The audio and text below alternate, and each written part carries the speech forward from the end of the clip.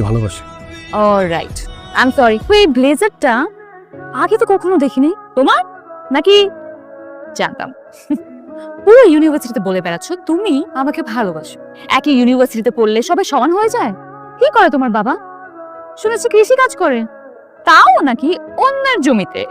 একটা চাষার ছেলে হয়ে তুমি আমাকে। কখনো আর কাউকে কিছু বলবো না। কোথায় যাচ্ছ? বসো বসো। কিছু না খেয়ে যাবে? মেয়েদের মতো কাঁদছো কেন তুমি? কি খাবে বলো? আচ্ছা, এই যে এত এত কবিতা লিখেছো আমার জন্য, তুমি এগুলাই খাও। একটু বাড়াবাড়ি হয়ে যাচ্ছে। খাও, খা। আরো খাবে?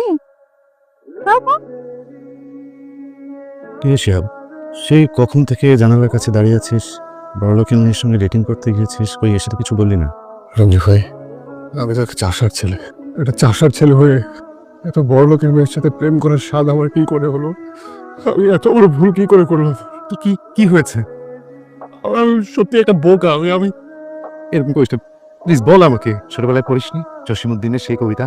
এই গায়ের এক চাষার ছেলে, লম্বা মাথার চুল, কালো মুখেই কালো ভ্রমর, কিসের রঙিন ফুল, জালি লাউয়ের ডগার মতো বাহু দুখান সরু। জনম কালো, মরণ কালো, কালো ভুবনময়, চাষিদের ওই কালো ছেলেই সব করেছে জয়। সব করেছে জয়। একদিন ওই মেয়ে এই চাষার ছেলের পথ চেয়ে বসে থাকবে। আমার কথা মিলে গেল তো? ওই রাজকন্যাই আজ এই চাষার ছেলেকে খুঁজছে।